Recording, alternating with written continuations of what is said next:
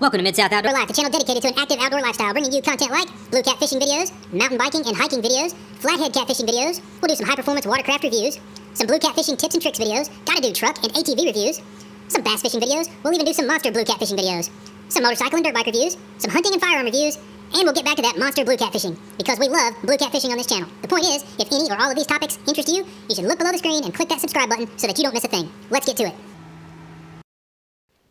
Hey guys, thanks for taking a minute to check out this video.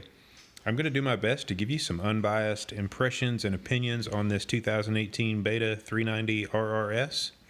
I'll be real honest, the ride footage in this video, it's terrible.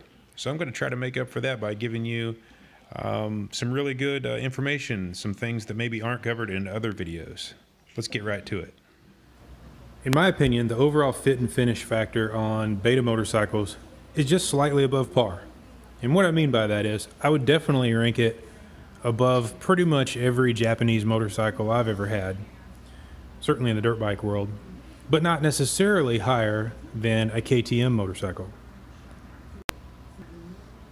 On one hand, you've got really nice components like these Takasago wheels, those billet hubs, really nice brakes, top-notch factory exhaust. You know, those are really nice components. But then on the other hand, you've got things like these. Probably the cheapest piece of crap handguards ever. I mean, I guess it's nice that they included, where a lot of bikes don't have these at all. But in my opinion, these are pretty much worthless. But then jump over to something like the stock seat cover. As you can see, I've already replaced my seat cover. But it's not because of the quality of this seat cover. I would rank this seat cover far above any factory seat cover. It's full gripper, it's really thick. It's got the little spot there for maybe your license or your wallet. It expands pretty good there where you can put some stuff there. It's really good quality. But the foam that comes on Beta motorcycles is ridiculously and unreasonably firm. Therefore, I went with the Seat Concepts foam and cover. Check out this skid plate. That's a really nice factory skid plate. A lot of bikes don't come with a skid plate at all. This one has excellent coverage, and it seems to be a really good material that's going to hold up fairly well. But then you move up here to the handlebars, and you've got basically the cheapest, flimsiest mirrors ever made. Now, it is cool that they fold in, given the purpose of this bike. That's handy. But they just seem super cheap. I don't think they're going to last very long. I don't know if decisions like that are the best call on Beta's part.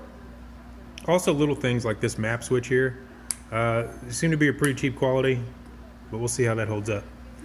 The clamps, the bar clamps here, I don't know, the finish on them is just not real good.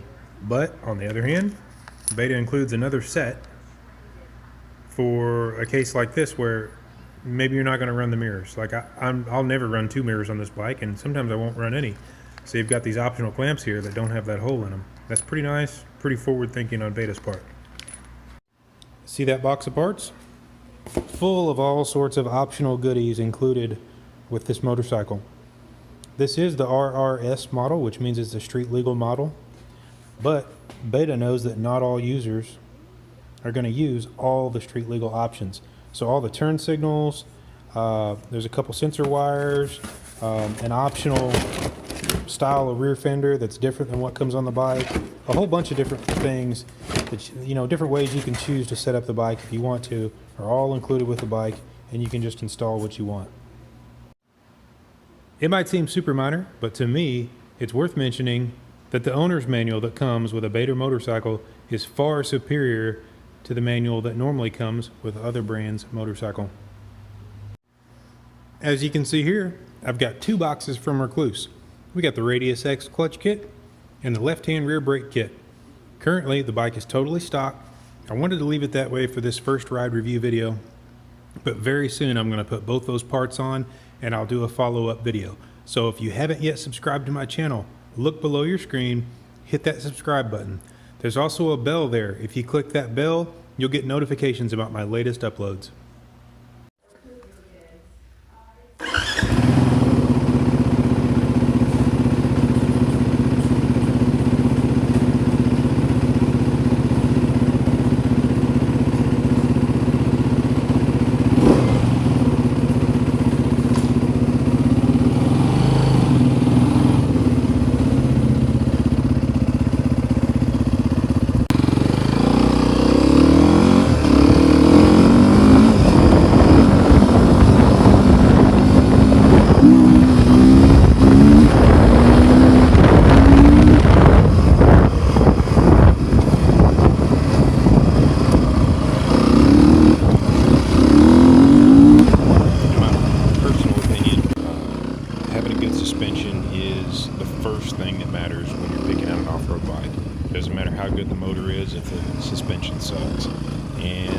most important part of your suspension is your fork.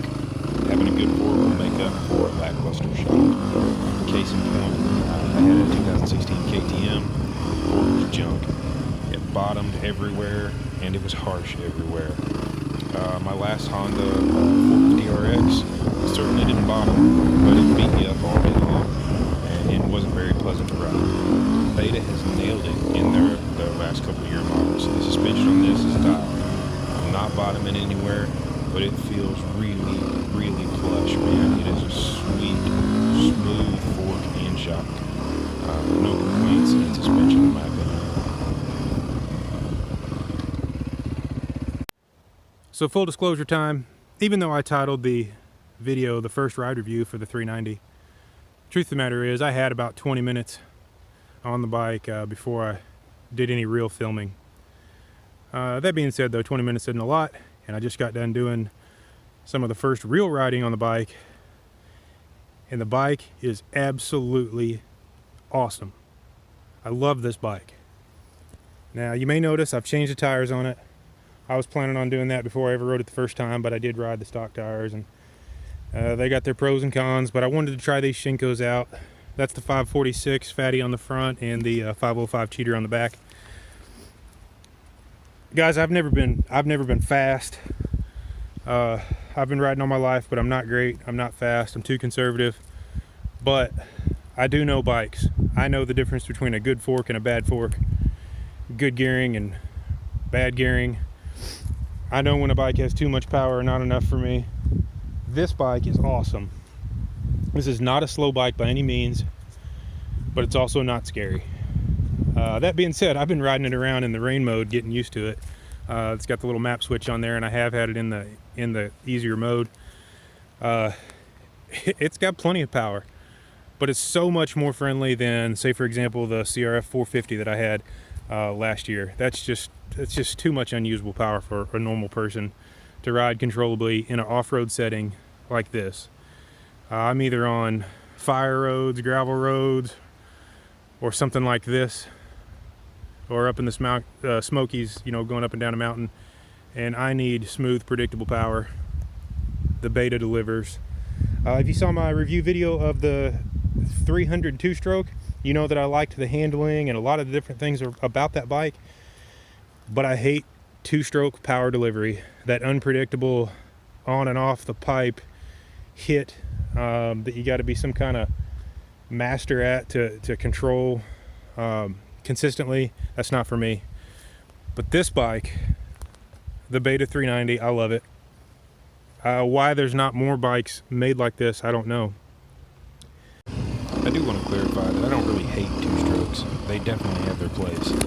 But I'm not one of those guys that's going to be caught riding around the track or trail, lugging a two-stroke in fourth gear because I'm trying to keep it off the bike. You see that all the time. These guys tractoring that two-stroke around, trying to avoid being in the meat of the power band. Truth be told, they should be on another bike. That's just not me. I'm going to be on a bike that suits me or fits me.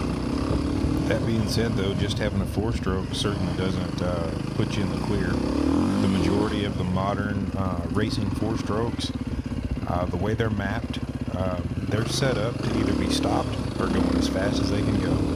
And those ECUs are tuned that way. They just throw all their power in at once. They're brutal. You know, if you're talking about the modern 450, they got a lot of punch and they throw it all at once. And you know, that's fine if you're out on an open motocross track. But if you're riding a setting like what you see in this video, it's really not very fun trying to fight that thing all day. I mean, at the end of the day, you feel like you've been in a bar fight and you just went out for a cruise. This Beta, man, they've got it nailed. You know, it's a fuel-injected four-stroke, but they mapped it right. It's just got linear power, really, really linear and smooth, and it makes it a pleasure to ride around. I just feel like there should be more bikes set up like this Beta.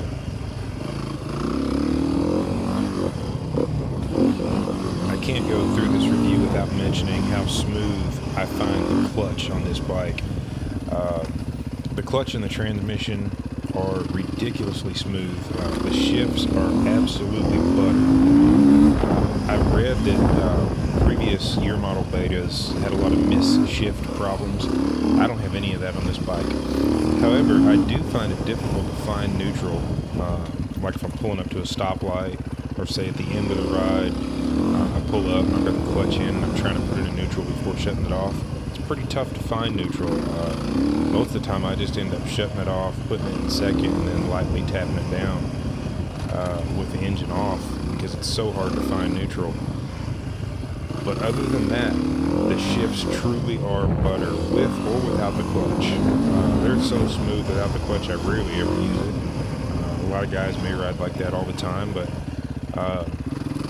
this is probably one of the smoothest transmissions I've ever ridden with. Clutch pull, I would just call medium.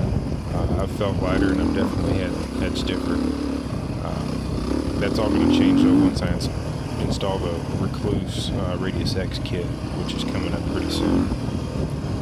But yeah, full marks for me on the transmission. One last thing that absolutely has to be mentioned, guys, and that is Bone Cutter Beta in California, Missouri. That's where I bought this bike. I've bought a lot of crap over the years, and let me tell you something, I've had some crappy buying experiences from these power sports dealerships.